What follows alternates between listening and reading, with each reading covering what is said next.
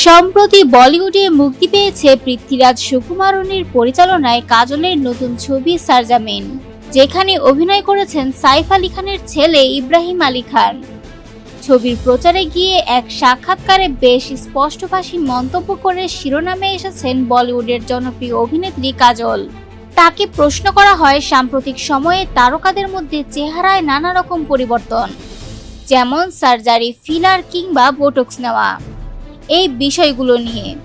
কাজলের জবাব ছিল স্পষ্ট এবং আত্মবিশ্বাসী। তিনি বলেন, আমি মনে করি এটা একান্তই ব্যক্তিগত পছন্দের বিষয়। কেউ যদি নিজের চেহারায় কিছু পরিবর্তন আনতে চান, নিজেকে আরো ভালোভাবে উপস্থাপন করতে চান, তাহলে তাতে দোষের কিছু দেখি না। এটা তার নিজের শরীর, তার নিজের সিদ্ধান্ত।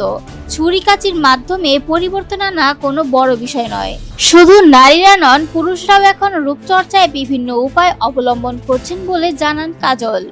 তবে সেটা নিয়ে তেমন আলোচনা হয় না।